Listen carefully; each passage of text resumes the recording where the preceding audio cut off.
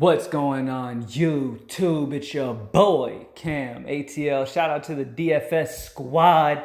Shout out to everybody watching this video right now. Drop a like down below because I already know you're gonna love it. Subscribe to the channel if you haven't already, and make sure you comment anything in the comment section for that $50 giveaway that I do every single week on this channel. I will randomly, next Friday, I will randomly go through all the videos I've made throughout this week, randomly select a video, randomly select a comment, and that person will get $50 from me. Thank you guys for being here. As always, as you guys know, I'm going to go through, give you my high five, which contains 2 pitchers, 3 bats. Then I'm going to go ahead and do my home run predictions. All right?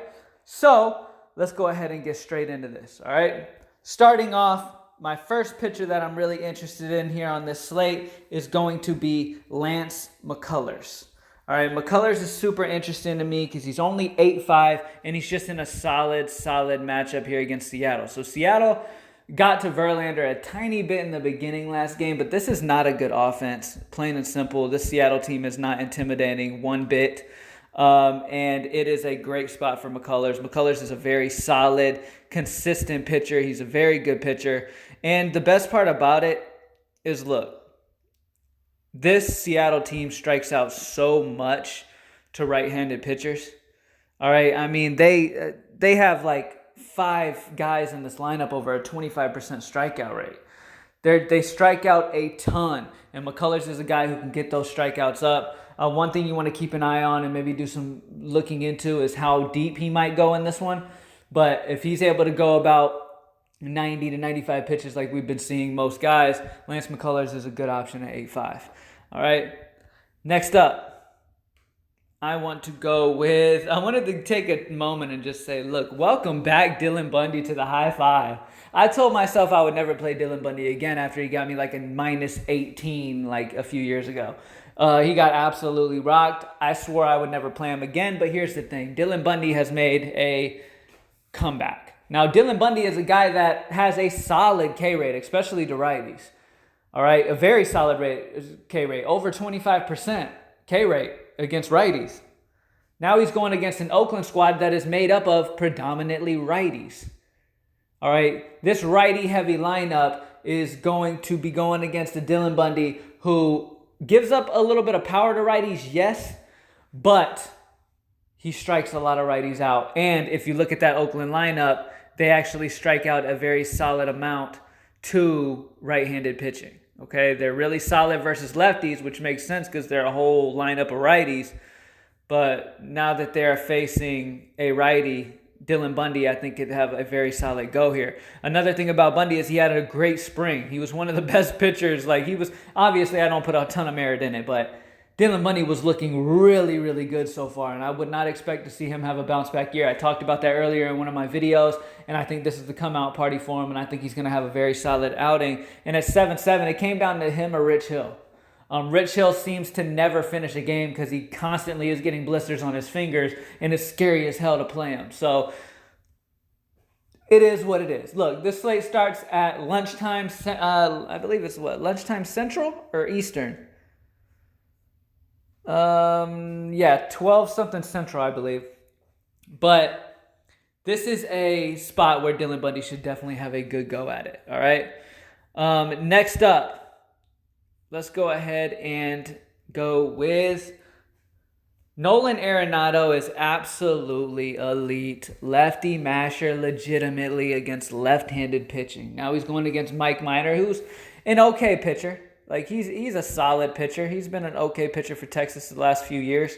I have no really horrible negatives to say about him, except for the fact that he just gets the bad luck of being a left-handed pitcher going against this Colorado squad. I mean, Trevor Story, Nolan Arenado, both of these guys crush lefties, okay? This is not... Keep in mind, though, this is not the Rangers Stadium we're used to, okay? They had the dome closed, so I'm expecting they're going to play most of the time with it closed. That doesn't help anything hitting-wise. It's going to play out as, like, an average thing. There's no reason to, like, stack bats in it because you think it's hitter-friendly. It's just not going to be like that this year. So, it's not like he's got a huge park upgrade, but Nolan Arenado, 296 ISO, 424 WOBA versus lefties. He just throughout his entire career has been super solid versus lefties. There's other third basemen you can go with, like Devers, that I love. The Boston stack, once again, is my favorite stack. But yeah, Nolan Arenado's just got that nice long track record of being really solid versus lefties, and I really love him. Next up, speaking of a guy who mashes lefties, gotta go with my boy Nelson Cruz. Nelson Cruz gets to go up against Dallas Keuchel. Thank you, Jesus. All right, because Nelson Cruz is a monster when he faces lefties, okay? Same thing as Nelson Cruz. I'm just taking guys who, look, have shown through their entire careers that they hit lefties very, very well. Now, Keuchel is not a great lefty either, okay? He gives up 341 WOBA to righties. All right, he only strikes out like 16% of righties. The good thing about Keuchel is he has an extremely high ground ball rate. Okay, but the negative for him is not many of these Minnesota hitters hit the ball on the ground. Okay, so at the end of the day, Nelson Cruz has a 461 ISO, a 476 WOBA. Numbers match up perfectly. I really like some of these righties on this Minnesota offense. Like Josh Donaldson also hits lefties very well, 233, 374. These guys are really good. Sanu, I would expect Sanu to move up in the order. He batted 8th yesterday. I expect him to move up in the order. He's got a 367 ISO and a 408 WOBA. He's like third on this team versus lefties behind Garver and Cruz. So I think Sanu and Cruz are some really good plays against Keuchel. All right. And last but not least, dude's a lock. I don't care if he had an amazing game or not yesterday. Andrew Benintendi is going lefty-righty against Alex Cobb. Alex Cobb is a gas can, plain and simple. Boston is the favorite stack once again on this slate. I mean, what else do I need to say, man? I mean, Benintendi is a solid pitcher. A solid hitter. All right, he'll have his moments where he'll be just all right, but he'll still get on base. He finds a way to get on base, and especially when he's facing a righty, he's got that lefty-righty matchup. I really, really love Benintendi, man. And Cobb, look, let me explain these numbers to you. All right, Cobb gives up a 375 ISO to lefties, a 676 to righties. So do not hesitate to play righties against him either. A 599 WOBA versus righties. He's a guy that's worse versus righties than he is lefties. I just love that Benintendi gets his exposure to this amazing stack at only 3.9. Plain and simple. All right. Guys like Peraza, he's in play again. He's probably super, super cheap. Like these guys, any Bostons that you can possibly get, once again, they are the stack to go with. They are at home in Boston. I mean, they don't have all their home fans, obviously, outside of cutouts.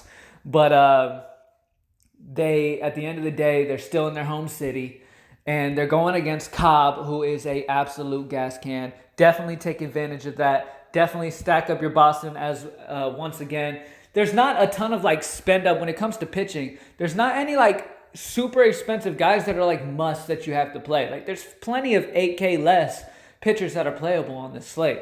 So it kind of tells you like, look, okay, stack Boston, get those middle of the pack pitchers, hope for the best, and you should be good to go. If those pitchers are able to have a good outing, you should be good. All right? So I totally understand if you switch Arenado and Cruz out for Boston players.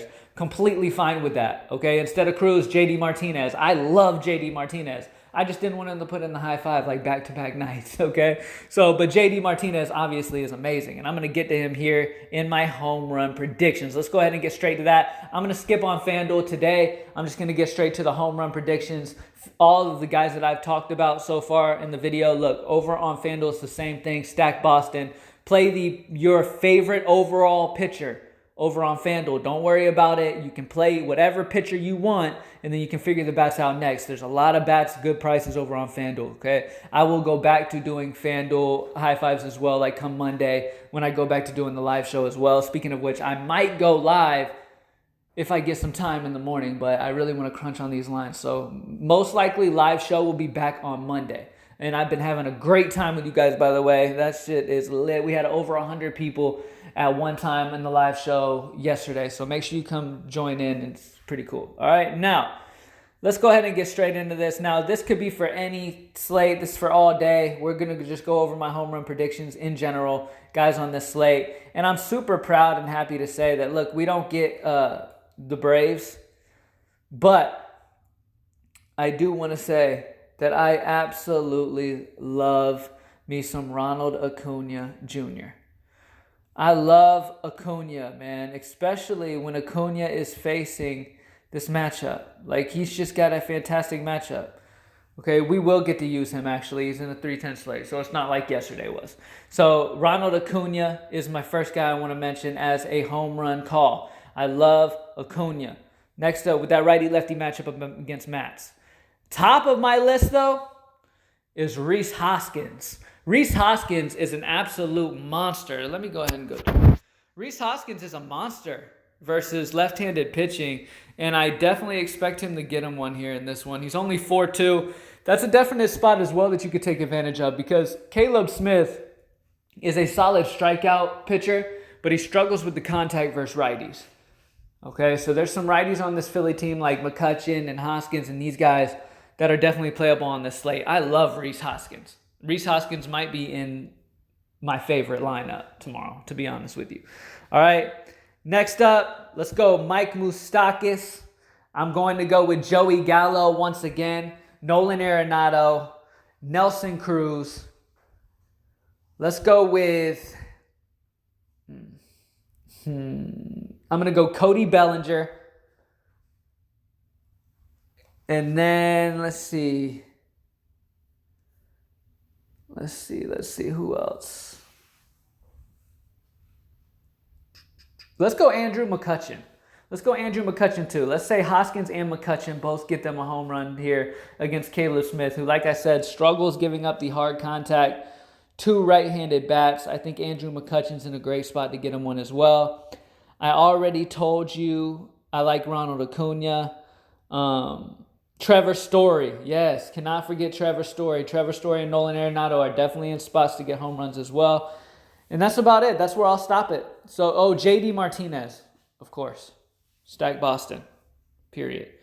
JD Martinez is also in play. So that's it. We got Rhys Hoskins for a home run, Mike Moustakas, Joey Gallo, Arenado, Acuna, McCutchen, and then Trevor Story.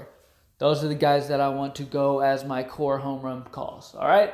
And that's it, y'all. Good luck, everybody, man. This slate starts around lunchtime. So hit up greenlightdfs.com early on. We smashed last night. So let's just keep it going, man. Thank you guys for joining me as always. And I'm out. Peace.